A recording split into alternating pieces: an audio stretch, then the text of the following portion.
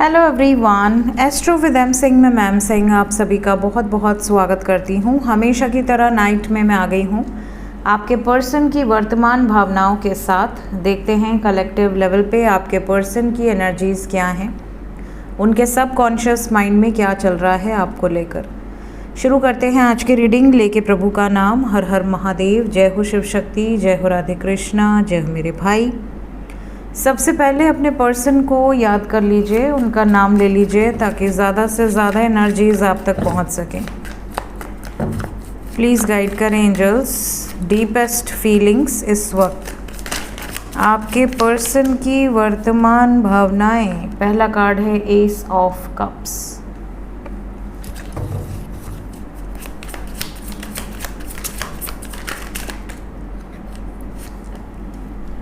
Child of challenges,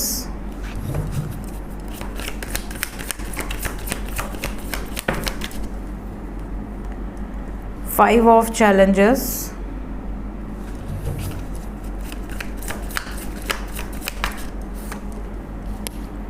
Three of challenges,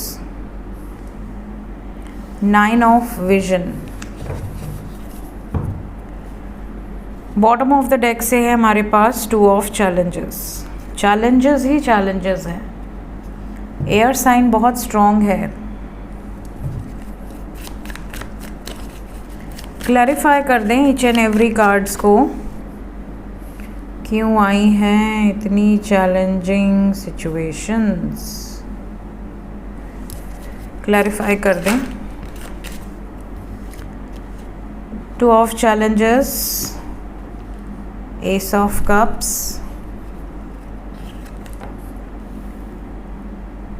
Child of Challenges को Eight of Challenges, Five of Challenges को Keeper of Bones, Three of Challenges को Weaver of Vision, Nine of Vision को The Wiser Woman। ठीक है, सबसे पहली चीज़ जो मैं यहाँ पर कलेक्टिव लेवल पे देख पा रही हूँ वो ये है कि आपके पर्सन मेंटल कॉन्फ्लिक्ट से गुज़र रहे हैं और ये मेंटल कॉन्फ्लिक्ट ख़त्म होने का नाम ही नहीं ले रहा। कहीं ना कहीं आपके पर्सन की एनर्जी में, आपके पर्सन की करंट सिचुएशन में स्ट्रेसफुल सिचुएशंस बहुत ज़्यादा हैं। चैलेंजेस आप देख ही रहे हैं, इतने सारे challenges. Air sign is very strong. Air sign जब भी स्ट्रॉन्ग होता है वाद विवाद होते हैं, बहुत ज़्यादा मिसकम्युनिकेशन होती है, मिसअंडरस्टैंडिंग होती है। कहीं ना कहीं इस टाइम पीरियड में आपके पर्सन हर्ट हैं, पेनफुल एनर्जी से गुज़र रहे हैं। या तो किसी से धोखा खाया है, या तो फिनेंशियली बहुत ज़्यादा अपसेट हैं, या तो हेल्थ वाइज कोई ऐसी सिचुएशन है जिसके कारण ये बहुत ज़्यादा मेंटल कॉन्फ्लिक्ट से गुज़र रहे हैं कि हाय मेरी तबीयत कब ठीक होगी, या कोई फैमिली में अगर बीमार है तो इतना खर्चा लगेगा, कहाँ से आएगा, कैसे इंतज़ाम होगा। कहीं ना कहीं देखिए सबकी लाइफ में कुछ ना कुछ प्रॉब्लम्स होती हैं। यहाँ पर आपके पर्सन इस वक्त बहुत ज़्यादा सुकून वाली एनर्जी में नहीं है। ज़्यादातर लोगों के पार्टनर इस वक्त स्ट्रेसफुल सिचुएशन से गुज़र रहे हैं। हालांकि इन्होंने बैलेंस बनाया हुआ है, उसमें स्ट्रेस होने के बावजूद ये कोशिश कर रहे हैं चीज़ें बैलेंस आउट रहें, बहुत ज़्यादा स्ट्रेस ना लें, सबको स्ट्रेस ना दें। जो भी टेंशन है अपने तक रख रहे हैं बेचारे। और ये भी बता दूं कि आप में से ज़्यादातर लोगों के पर्सन को सबसे बड़ा जो स्ट्रेस है वो डिफरेंसेस का है। यहाँ पर ज़्यादातर लोगों की विश के बीच में डिफरेंसेस आ रहे हैं। जैसे आप दोनों में अगर एज डिफरेंस है, कोई एक 10 साल बड़ा है या बड़ी है और दूसरा 10 साल छोटा है या छोटी है, या फिर किसी एक का डिवोर्स हुआ, किसी एक का सिंगल सिचुएशन है, या कोई ऑलरेडी मैरिड है और आपको किसी मैरिड वुमेन या मेन से प्यार हो गया है। अब फैमिली नहीं मानेगी ना। फैमिली क्यों मानेगी? फैमिली, कौन सी फैमिली चाहती है कि उनका बेटा या बेटी किसी ऐसे व्यक्ति को पसंद करे जिसकी ज़िंदगी में ऑलरेडी कुछ चल रहा है? तो उनको तो ये टेंशन रहेगी ना कि अरे मेरी बेटी के साथ गलत हो जाएगा या मेरे बेटे के साथ गलत हो जाएगा, धोखा हो रहा है। तो पेरेंट्स ये नहीं सोचते हैं कि प्रेम है, प्रेम अंधा है, प्रेम में पड़ गए तो अब पेरेंट्स को ये लगता है कि लोग क्या कहेंगे, सोसाइटी एक्सेप्ट क्यों करेगी। अब कोई रिलीजन अलग हो तो भी फैमिली को टेंशन होती है कि आप फैमिली को फेस करना पड़ेगा। और सिर्फ आपके लिए नहीं, आपके पीछे जो आपके छोटे भाई बहन हैं उनकी शादी का क्या होगा, उनकी फ्यूचर का क्या होगा। कहीं लोग बाइकआउट ना कर दें कि नहीं भाई हम इनके घर में शादी नहीं करेंगे। बहुत कुछ सोचना पड़ता है परिवार को, तो कहीं ना कहीं इसका भी स्ट्रेस बहुत ज़्यादा है आपके पर्सन को। सबसे ज़्यादा स्ट्रेस यही है। कुछ लोगों के पार्टनर इस वक्त थोड़ा इमोशनल एक्सचेंज कर रहे हैं अपनी एनर्जी को। इमोशनली हो सकता है थोड़े बहुत मैसेजेस आपको रिसीव हो रहे हों, कॉल्स रिसीव हो रहे हों, बट जब बात शादी की आती है तो मामला अटक जा रहा है। जब बात कमिटमेंट का आ रहा है मामला अटक जा रहा है। ये आपको हमेशा यही कहेंगे कि देखो हम दोनों साथ हैं ना, तुम क्यों इतना स्ट्रेस ले रही हो या ले रहे हो, मुझ पर छोड़ दो। बट ये खुद भी तो सॉर्ट आउट नहीं कर पा रहे हैं। ऐसी वाली सिचुएशन है आपके पर्सन की। तो अगर इस टाइम पे आप कहोगे कि क्या है फ्यूचर, क्या होगा, तुमने क्या सोचा है, मुझे लेकर क्या सोचा है, तो ये झगड़ा करने लगेंगे। आपको लगेगा कि जैसे ही हम शादी की बात करें झगड़ा कर रहे हैं, बट एक्चुअली ये खुद भी परेशान है। इनको खुद ही नहीं समझ में आ रहा कि सिचुएशन को कैसे हैंडल करना है। तो इस टाइम पे ये एनर्जी है। तो अगर आप कांटेक्ट में हैं तो भी इस चीज़ का ध्यान रखिएगा। नो कांटेक्ट में हैं तो आने वाले समय में ऐसी सिचुएशन आपको पता चल सकती है। इमीडिएटली क्या एक्शन एक्सपेक्टेड है? इमीडिएट एक्शन, सबसे पहले जो लोग नो कांटेक्ट में हैं, नो कांटेक्ट वालों के लिए 5-5। अभी सब्र करना पड़ेगा। जब जब मैसेजेस के कार्ड आए हैं उस टाइम लिमिट के अंदर काफ़ी लोगों का यूनियन हुआ है। कुछ लोगों के पर्सन आना चाहते हैं बट अभी आ नहीं पाएंगे, वेटिंग की एनर्जी है। हालांकि आपकी विश पूरी ज़रूर होगी और होने वाली भी है। जो भी आप सोच रहे हैं इस वक्त वो पूरा होगा। अगर आप ये मैनिफेस्ट कर रहे हैं कि आपके पर्सन वापस आ जाएं, बात कर लें, मैसेजेस कर लें, कॉल कर लें, तो वो होगा, वो मैसेजेस आएंगे।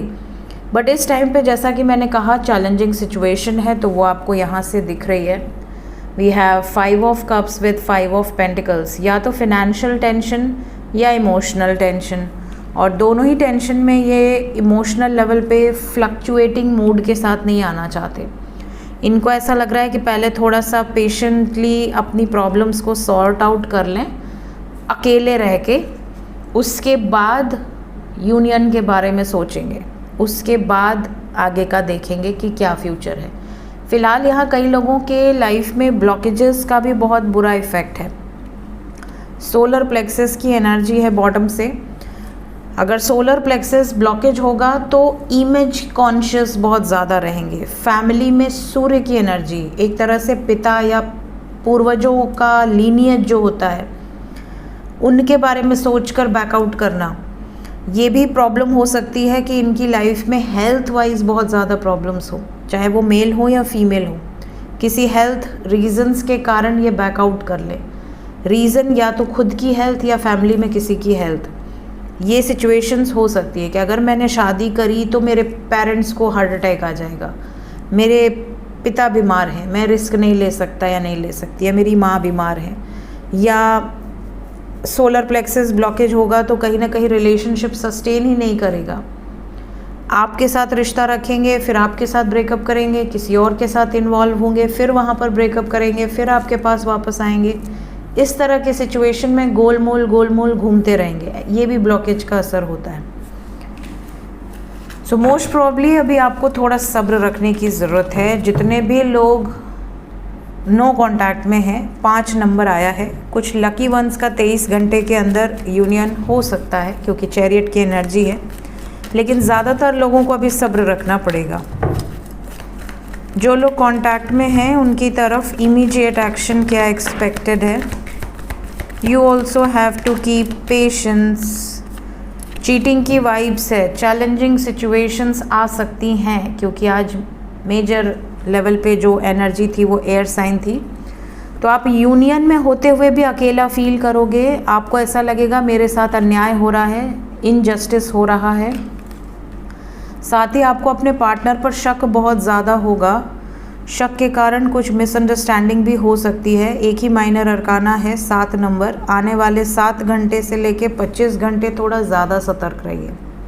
इस टाइम पीरियड में आपको ऐसा लगेगा आपके पर्सन आपसे कुछ छुपा रहे हैं, झूठ बोल रहे हैं, इग्नोर कर रहे हैं, या साइलेंट जोन में है, या ये आपके साथ इनजस्टिस कर रहे हैं। इस तरह की फीलिंग आपके अंदर बहुत ज़्यादा आएगी, बट टेम्प्रोरी एनर्जी है। ओवर रिएक्टिव मत रहिएगा, अदरवाइज चैलेंजेस फेस करने पड़ सकते हैं। तो आपको यूनियन में होते हुए भी आइसोलेटेड एनर्जी फेस करनी पड़ेगी कि वो आपको मैसेज ही ना करें, कॉल ही ना करें।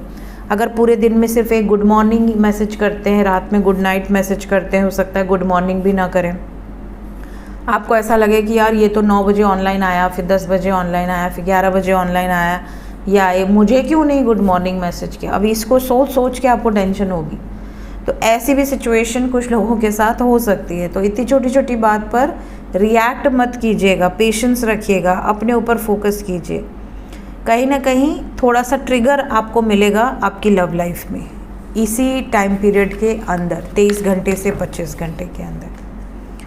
देखते हैं इस वक्त एंजल्स आपसे क्या कहना चाहते हैं। एंजल्स की तरफ से गाइडेड मैसेज क्या है मेरे व्यूवर्स के लिए।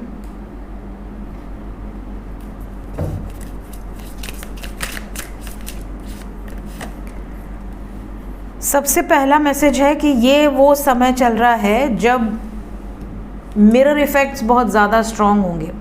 अगर आपके पर्सन बहुत लोअर वाइब्रेशन में हैं और आप हायर वाइब्रेशन में हैं, सडनली आप लोअर वाइब्रेशन में जा सकते हो, या आपके कारण वो हायर वाइब्रेशन में जा सकते हैं। इस चीज़ का आपको बहुत ध्यान देना है। कई बार ऐसी भी सिचुएशन हो सकती है कि आप बहुत ज़्यादा रोने का मन करे, बहुत चीख चीख के रोने का मन करे, या आपको ऐसा लगे कि बहुत भारी लग रहा है और आप घुट रहे हैं अंदर ही अंदर। कार्मिक ट्रिगर्स मिलने के चांसेस भी बहुत स्ट्रॉन्ग हैं।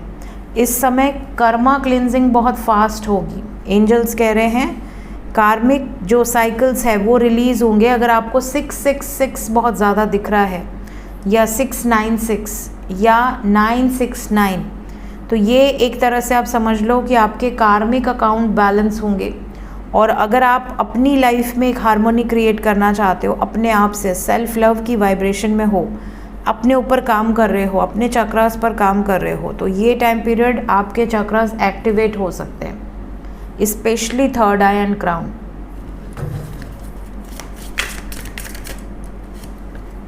Next, false twin flame. वैसे तो फॉल्स ट्विन फ्लेम का कोई कॉन्सेप्ट ही नहीं है अकॉर्डिंग टू मी, क्योंकि ट्विन फ्लेम होते हैं, इसमें फॉल्स एंड ट्रू नहीं होता। कार्मिक्स को कई लोग ट्विन फ्लेम समझ लेते हैं और बाद में उनको फॉल्स ट्विन फ्लेम का नाम दे देते हैं। कई बार ऐसा होता है कि आप किसी कार्मिक एनर्जी में हैं और कार्मिक एनर्जी वाले पर्सन से आप इस इंटेंशन से मिले कि नहीं ये तो मेरा सोलमेट है या मेरा ट्विन फ्लेम है। बाद में उसकी रियलिटी आपके सामने आई और आपने कह दिया कि नहीं नहीं ये तो फॉल्स ट्विन फ्लेम है। तो किसी न किसी का इंटेंस बिहेवियर चेंज होगा, जिसके कारण आपको ये रियलाइज़ होगा कि मैं गलत पर्सन के साथ डील कर रहा था या कर रही थी। सो ऐसी सिचुएशन में फॉरगिव कीजिए एंड रिलीज़ कीजिए। सो ये थी गाइज़ इस वक्त की एनर्जी रीडिंग। मिलते हैं नेक्स्ट रीडिंग में। Till then take care, bye bye.